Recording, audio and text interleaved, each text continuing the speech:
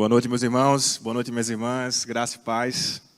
É sempre uma alegria e uma responsabilidade gigantesca estar aqui em cima para compartilhar da palavra do Senhor com os irmãos. Bom, o tema da nossa mensagem de hoje é o discipulado excelente. E o texto que vamos ler se encontra lá no Evangelho de Marcos. Então, abra aí, por favor, a sua Bíblia, ou acesse a sua Bíblia, ou acompanhe a leitura aqui, que vai ser projetada, no Evangelho de Marcos, capítulo 10. Os versículos são do versículo 17 ao versículo 22. A palavra do Senhor diz: Quando Jesus ia saindo, o homem correu em sua direção, pôs-se de joelhos diante dele e lhe perguntou: Bom mestre, que farei para herdar a vida eterna? Respondeu-lhe Jesus: Por que você me chama bom? Ninguém é bom a não ser um, que é Deus. Você conhece os mandamentos: não matarás, não adulterarás, não furtarás, não darás falso testemunho, não enganarás ninguém, honra teu pai e tua mãe. E ele declarou: Mestre, a tudo isso tenho obedecido desde a minha adolescência. Jesus olhou para ele e o amou. Falta-lhe uma coisa, disse ele: vá, venda tudo o que você possui e dê o dinheiro aos pobres, e você terá um tesouro no céu. Depois venha e siga-me. Diante disso, ele ficou abatido e afastou-se triste, porque tinha muitas riquezas. Palavra de Jesus, o nosso Senhor. Vamos orar? Pai, obrigado pela palavra, Senhor, que foi lida, que o Senhor possa falar aos nossos corações, que as palavras ditas aqui hoje, Deus, não sejam palavras da minha boca, mas sejam palavras tuas, Deus. Transforma-nos e que teu Espírito Santo possa tocar os nossos corações. Amém. Não sei se os irmãos já prestaram atenção, mas a nossa igreja, ela vem trabalhando mensalmente alguns temas. Então, cada mês, escolhemos um tema para ser trabalhado aqui nas celebrações. O tema do mês de março é o compromisso com a excelência. Março, compromisso com a excelência. E aí eu fiquei pensando a respeito desse tema. O que é que vem ao meu coração quando eu penso sobre excelência? Então, alguns sentimentos vieram ao meu coração. Quando eu penso sobre excelência, eu penso sobre disciplina, sobre foco, sobre abnegação, sobre discipulado. De forma que essas palavras, de alguma maneira, elas podem soar como alguma dificuldade, uma dificuldade de seguir o discipulado de Jesus Cristo. E não sei se os irmãos já perceberam, mas essa noção de que a vida cristã ela é difícil é um pensamento popular. As pessoas realmente pensam dessa forma. Sejam pessoas de dentro, sejam pessoas de fora do ambiente religioso. Existe até um meme, né? É difícil a vida do crente. É difícil a vida do crente. Eu até recebi um vídeo que é engraçado, mas ele reflete a pureza de um homem que fala sobre isso. É um vídeo do senhor Raimundo da Carroça. Não sei se vocês viram esse vídeo, bem engraçado, mas ele vai falar assim, que ele inventou uma coisa agora ele resolveu ser evangélico. Só que ser evangélico é algo difícil. A pessoa não pode mentir, a pessoa não pode roubar, a pessoa não pode enrolar ninguém, a pessoa não pode jogar, assistir televisão, assistir novela e ainda corre o risco de ir para o inferno. Ele fala que se o crente diz que ser evangélico é fácil, já está mentindo e não está no evangelho. E aí, eu tendo a concordar com o seu Raimundo. Não porque a gente acha difícil seguir esses mandamentos morais, mas porque, de fato, a caminhada cristã é uma caminhada de abnegação, de discipulado mesmo radical. E Jesus nos chama para isso. Jesus ele fala nos evangelhos que aquele que quiser vir após mim, negue-se a si mesmo, tome a sua cruz a cada dia e aí siga-me. Mas, meus irmãos, eu não sei se vocês pensam dessa forma também, mas as palavras mais difíceis de Jesus não são aquelas palavras que temos dificuldades de entender. Não são aquelas palavras que precisamos recorrer a alguém para nos explicar. Eu penso que as palavras mais difíceis de Jesus são aquelas que entendemos claramente, mas que temos extrema dificuldade de colocar em prática. Por exemplo, Não é difícil entender que devemos amar os nossos inimigos e orar por quem nos persegue. É fácil entender isso. Colocar em prática, nem tanto. Ou qual é a dificuldade de entender que se alguém nos faz caminhar 1 milha, precisamos ir com ele 2? Então, a dificuldade não são as palavras que não conseguimos entender, mas aquelas que entendemos, mas não conseguimos colocar em prática. E é isso. Isso é o que é a caminhada de Jesus, a caminhada de Jesus que Ele requer de nós. Ele nos chama para um discipulado radical. O texto que nós acabamos de ler, ele traz uma outra passagem difícil de se colocar em prática.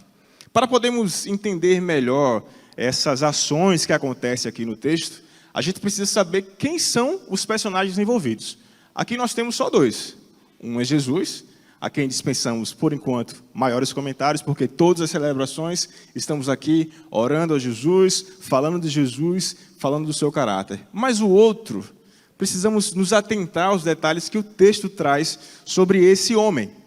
Essa narrativa que lemos, ela é encontrada nos 3 evangelhos sinóticos, em Mateus, em Marcos e em Lucas. Aqui, em Marcos, que lemos, nós vemos que é um homem que tem muitas riquezas.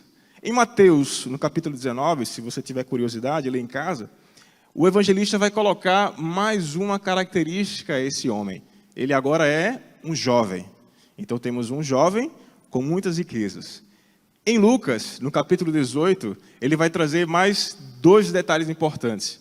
Que esse homem era muito importante e que ele era extremamente rico. Então estamos aqui diante de um jovem, muito importante, extremamente rico. E se para hoje, para nós aqui, na nossa sociedade, pensar em alguém assim, um jovem, importante, extremamente rico, é um case de sucesso, alguém que com certeza estaria no Instagram gravando vídeos de coach, imagina para aquela sociedade daquela época. Dentro daquela sociedade, a maioria das pessoas eram pessoas pobres. Então, esse jovem é um ponto extremamente fora da curva, dentro da sociedade que o cercava. Então, guarda essa informação, que logo mais a gente vai falar sobre isso. Mas, apesar de todo o sucesso material, apesar de todas as posses que aquele jovem tinha, de todo o dinheiro que ele tinha, ainda faltava algo a esse jovem. Isso fica claro na história. No verso 17, o texto diz: quando Jesus ia saindo, um homem correu em sua direção e se pôs de joelhos diante dele e perguntou: bom mestre, que farei para herdar a vida eterna? E aqui nós temos uma cena rica. Um homem sai correndo em direção a Jesus, ao caminho. Jesus está saindo de um local, não está dentro do templo, não está dentro de uma sinagoga, não está dentro de uma casa, ele está caminhando. Então aquele jovem corre, se coloca aos pés de Jesus, se ajoelha a Jesus, e aí ele faz um pedido a ele, que Jesus explique o que ele poderia fazer para herdar a vida eterna. No Evangelho de Marcos, nós vemos cenas parecidas como essa, só que de leprosos correndo a Jesus, colocando-se de joelho a Jesus e pedindo o quê? Cura física. Mas aqui, esse homem não pedia uma cura física, ele pedia, ao que parece, uma cura espiritual. Ele pergunta ao mestre o que poderia fazer para herdar a vida eterna. Então temos esse homem, ansioso por ouvir de Jesus, a quem ele reconhece como mestre, como ele poderia viver de uma forma mais plena, completar o seu vazio interior. Jesus então direciona aquela conversa para um papo sobre discipulado. Então, das falas que se seguem nos versículos que acabamos de ler, eu consigo extrair das palavras do mestre 3 verdades necessárias para o seguimento de Jesus e, consequentemente, necessárias para se ter uma vida plena, para herdar a vida eterna. A primeira verdade é que o discipulado de Jesus não é um simples cumprimento de regras morais. O discipulado de Jesus não é um simples cumprimento de regras morais. Não se trata apenas disso. É bem verdade que o caminho que Jesus nos chama a seguir implica, sim, em uma mudança moral. Mas não se resume a apenas isso. No texto fica claro essa posição de Jesus. Nos versículos 19, 20 e 21, Jesus responde ao jovem: você conhece os mandamentos: não matarás, não adulterarás, não furtarás, não darás falso testemunho, não enganarás ninguém, honra teu pai e a tua mãe. Então o jovem declara: mestre, a tudo isso tenho obedecido desde a minha adolescência. Jesus olhou para ele e o amou e disse: falta-lhe ainda uma coisa. Faltava alguma coisa para aquele jovem. Não bastava para ele apenas o cumprimento dos mandamentos. Sim, cumprir regras, ritos, mandamentos parece tornar mais fácil o seguimento de Jesus. Se a nossa vida no seguimento de Jesus fosse apenas cumprir uma tabela, um checklist de pode e não pode, talvez, humanamente falando, seria mais fácil, né? Aliás, muitas pessoas nos procuram para saber exatamente isso. Eu não sei você, mas eu já fui abordado algumas vezes por pessoas perguntando se eu posso fazer isso? Crente pode fazer isso? Vocês lá na igreja fazem isso? Ou aqui dentro da igreja mesmo? As pessoas perguntam às outras se aquela atitude é ou não é aprovada para um cristão. Então, eu sou músico, por exemplo. Eu já ouvi de várias pessoas a pergunta de: o crente pode ouvir música, entre aspas, do mundo? O crente pode dançar?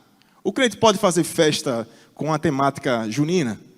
E outras perguntas de pode ou não pode. Se a gente abrir o Instagram aí da galera que publica, que produz vídeos, né, conteúdos teológicos, o que vai mais ter é isso. Pode fazer isso? Pode fazer aquilo? Não pode fazer isso?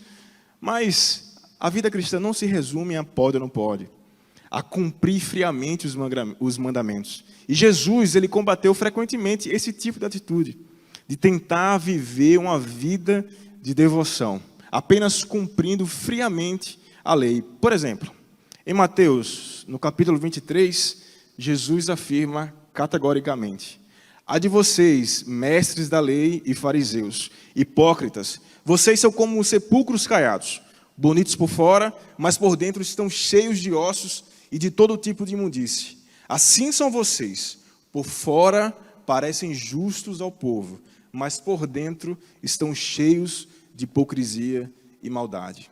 E Jesus aqui, ele não quer dizer que os mandamentos são ruins, ou que cumpri-los é algo desnecessário. Ele mesmo, Jesus, fala que ele não veio para abolir a lei, ele veio para cumpri-la. Mas para Jesus, praticar um mandamento vai muito além da ação. No Sermão do Monte, Jesus ele começa a ressignificar esses mandamentos. E ele sai da esfera de ações apenas, de atos, para também uma esfera agora de sentimentos, de intenções do coração. Então ele começa a dizer: ou vocês ouviram o que foi dito, não matarás. Mas eu te digo, qualquer um que se irá contra o seu próximo estará sujeito a julgamento. Vocês ouviram o que foi dito, não adulterarás. Mas se você olhar com pensamentos impuros para uma mulher, também está adulterando com ela no seu coração.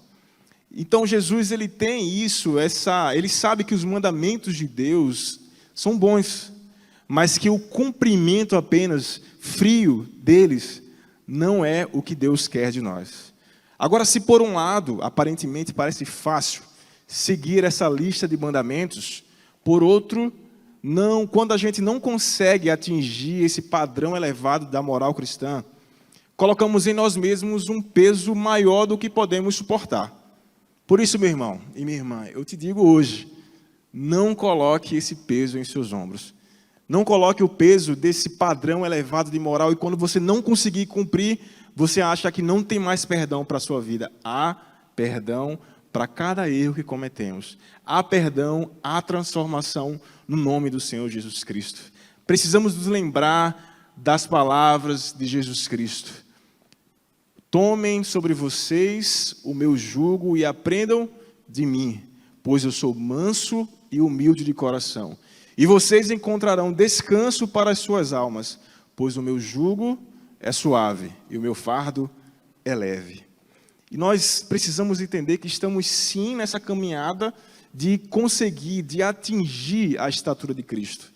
É isso que Paulo nos ensina em suas cartas. Estamos nesse caminho de crescimento, de maturidade espiritual. Então não faça da caminhada cristã algo penoso, algo cansativo, como se fosse algo difícil demais que não conseguimos atingir. Não faça isso. Lembre-se que, apesar dos nossos erros, Jesus ele olha lá no fundo do nosso ser e vê o nosso esforço em acertar. Afinal, eu acho que esse é o nosso esforço aqui de todos nessa noite. Queremos acertar. Por mais erros que cometemos ao longo do caminho, nós queremos acertar. E Jesus ele olha dentro do nosso ser. Ele olha dentro do nosso coração e ele nos ama. É isso que o texto fala aqui.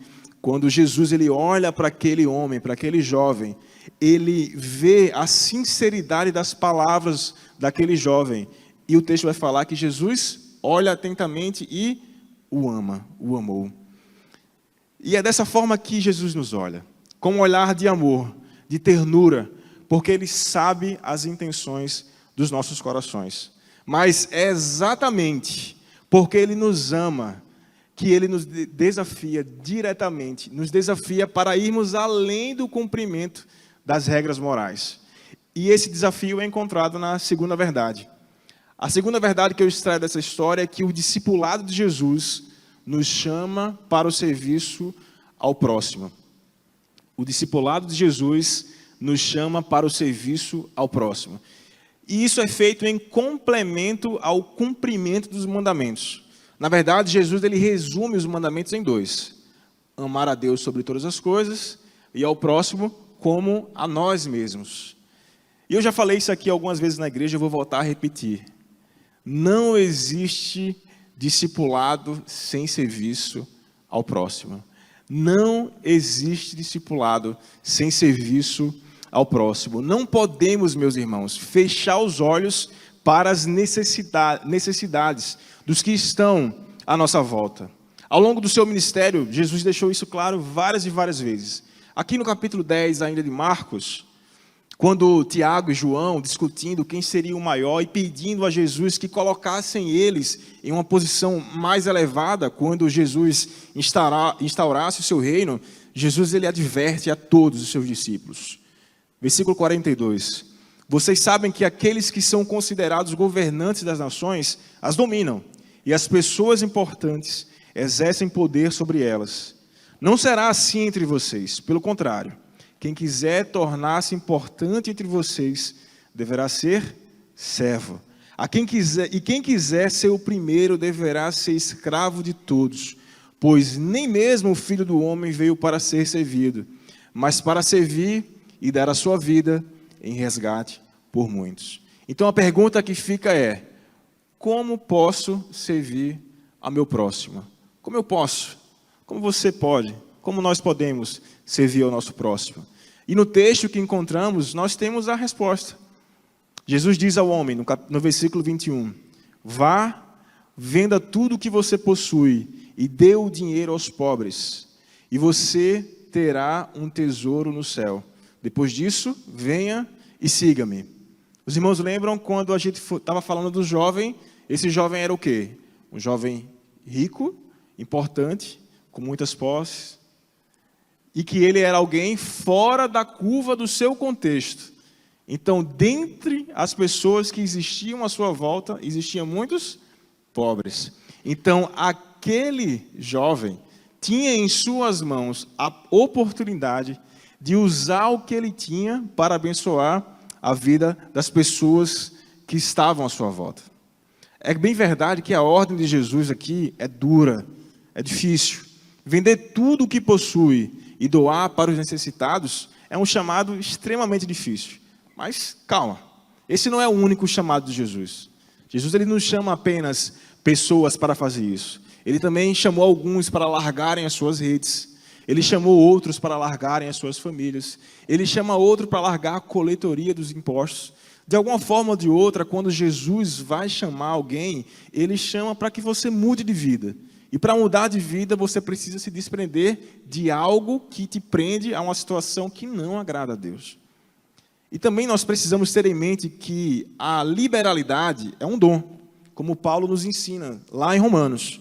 Mas o que o texto quer nos deixar claro é que, de uma forma ou de outra, a resposta das necessidades dos outros está nas nossas mãos. Diz o ditado que ninguém é pobre o suficiente que não possa ajudar alguém. E ninguém é rico o suficiente que não possa ser ajudado por outra pessoa. E isso não é apenas sobre dinheiro. É também, mas não apenas. Então, se a nossa ajuda, se o seu dom, se a sua vocação é ser uma força para quem está cansado, que a gente seja o mais forte possível. Se é dar consolo para quem está abatido, que possamos estar juntos em uma rede de apoio. Aqui o pastor Luiz Carlos acabou de orar, aqui nessa rede de apoio, um orando pelo outro, compartilhando as dores, compartilhando as alegrias, compartilhando cada momento das vidas. Se a nossa vocação é ser apoio na vida, sejamos da melhor forma possível. Se é lembrar para aquele que está perdido que existe um Deus que nos ama e deseja nos salvar, que sejamos um propagador desse amor de Deus. Se é exortar, que façamos isso em amor. E se é, como esse jovem aqui, ajudar, deveria ser esse jovem, ajudar alguém financeiramente, que façamos isso com liberalidade e generosidade. Agora existe algo que precisamos tomar cuidado. Muitas vezes, quando entendemos o que temos em mão, que o que temos em mão pode ajudar as pessoas à nossa volta, aí ficamos tristes, porque não queremos doar um pouco daquilo que temos. Nós até temos a leitura correta da realidade. Nós conseguimos enxergar quem precisa de quê, o que aquela pessoa está necessitada. E às vezes também vemos que na nossa vida nós podemos ajudar eles. Mas por não querer doar o que temos, e qualquer coisa, seja amor, afeto, tempo, seja dinheiro, por não querer se doar dessa forma, nós ficamos tristes, nós não queremos, nós fechamos os olhos e fingimos que nada disso é da nossa conta. E é isso que acontece com aquele jovem, infelizmente. No versículo 22, a Bíblia vai dizer que diante disso, diante do pedido, do mandamento de Jesus, para que ele fosse e vendesse suas posses, ele disse que ficou abatido e afastou-se triste, porque tinha muitas riquezas. Então, parece que a gente chegou aqui e complicou de novo, né? Agora, seguir a Cristo passou a ser mais difícil do que apenas cumprir mandamentos friamente, cumprir mandamentos morais. Mas a terceira verdade é a verdade que responde a essa dificuldade. A terceira verdade é que a base do discipulado de Jesus é a confiança em um Deus bom. A base do discipulado de Jesus é a confiança em um Deus bom. O tema da conversa entre Jesus e o jovem era sobre a vida eterna. E essa passagem acontece logo após uma passagem de Jesus com as crianças. Lembram que Jesus fala? Se você não se fizer como essa criança, de maneira nenhuma herdará o reino dos céus. Então precisamos nos fazer como crianças. E no Evangelho de Marcos, falar sobre vida eterna, falar sobre salvação e reino dos céus, podem ser encaradas essas expressões como sinônimas. Então, ao lermos vida eterna, salvação e reino dos céus, entendemos que querem dizer basicamente a mesma coisa. A pergunta, então, que cerca a conversa é essa. O jovem pergunta a Jesus, o que é que eu posso fazer para herdar a vida eterna? E a partir dessa pergunta, Jesus prontamente responde, por que você me chama de bom? Ninguém é bom a não ser um, que é Deus. Por que você me chama de bom a não ser... Só tem um que é bom, que é Deus. Não sei se você já parou para pensar, por que Jesus, sendo quem era e sendo quem é, lá na hora ele falou que só existia um que é bom? Se Jesus é Deus, por que ele não falou que aceitou o elogio do jovem rico? Por que ele não aceitou? E aí, ao longo dos anos, alguns teólogos vêm debatendo o que é que ele queria dizer. Então, a gente tem basicamente 3 respostas para isso. A primeira é que Jesus está aqui repreendendo esse jovem. Jesus, ele diz, esse jovem aí está com outras intenções. Ele está me chamando de bom, mas ele está querendo aqui só fazer a média comigo, né? Mas, ao longo do texto, Jesus, ele olha para aquele homem e o ama. Então ele não poderia agora achar a atitude daquele jovem como positiva, sendo que aquele bom mestre foi de uma forma negativa. Então eu acho que essa não é a posição mais correta de lermos isso. A segunda forma que os teólogos entendem é que Jesus era um homem e por ser um homem poderia ter pecado e por ter pecado ele não se consideraria bom. Essa daí a gente descarta logo de cara, né? O Novo Testamento todo fala que Jesus, apesar de ter sido tentado, nunca pecou. Hebreus capítulo 4. E a terceira posição é que Jesus ele queria simplesmente enfatizar a bondade de Deus, sem necessariamente dizer que ele mesmo, Jesus, não era bom. Então Jesus está dizendo o seguinte aqui, eu quero deixar claro na situação que você não confie em homem nenhum, confie em Deus.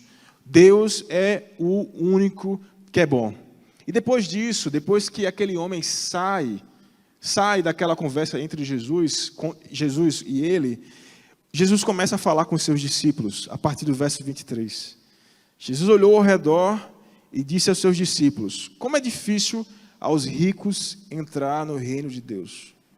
Os discípulos ficaram admirados com essas palavras, mas Jesus repetiu, filhos, como é difícil entrar no reino de Deus.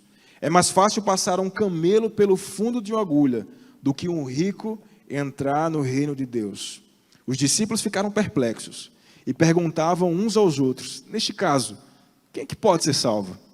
Jesus olhou para eles e respondeu, para o homem é impossível, mas para Deus não. Todas as coisas são possíveis para Deus.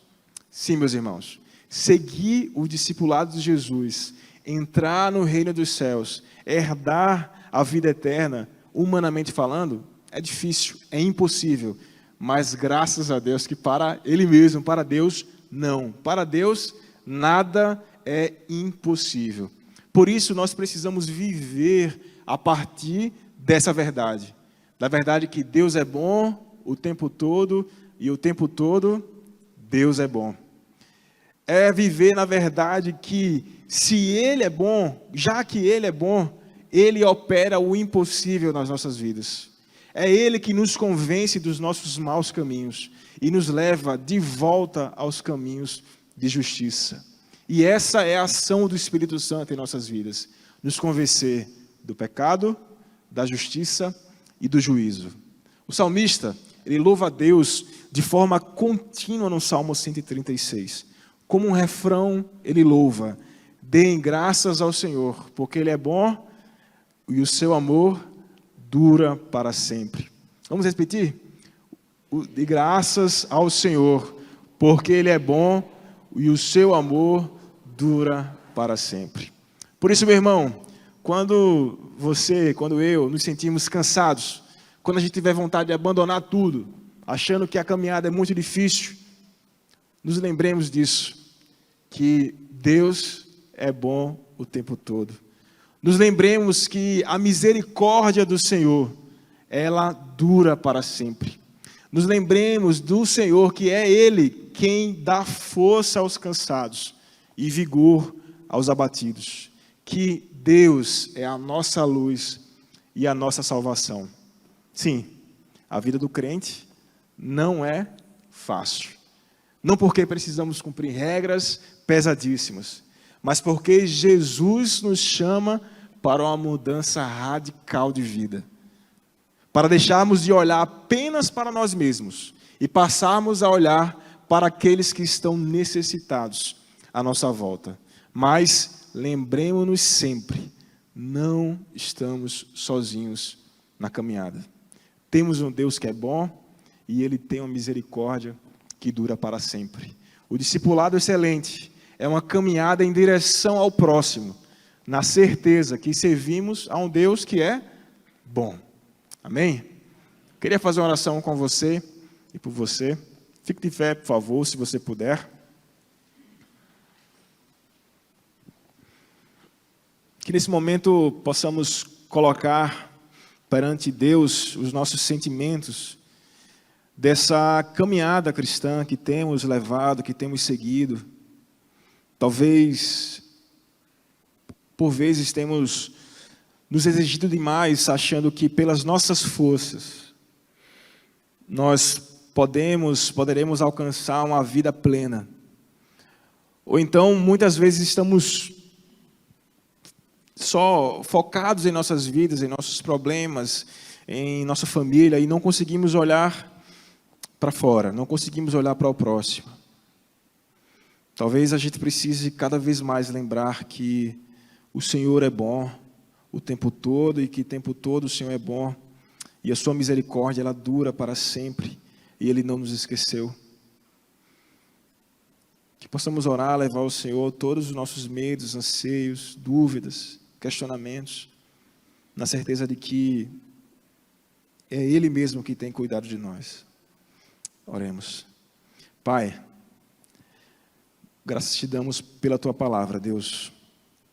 Obrigado porque o Senhor é um Deus vivo, é um Deus bom, que fala hoje aos nossos corações. Obrigado porque muitas vezes não sabemos nem como pedir algo a Ti, Pai. Mas o Teu Espírito ora por nós.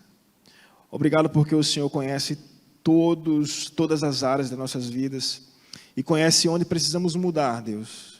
E por isso nós te pedimos, toca, transforma-nos, para que possamos cada vez mais seguir no caminho de Jesus Cristo de uma forma excelente, Deus. Essa é a oração que nós fazemos em nome do Teu Filho amado Jesus Cristo. Amém. Amém.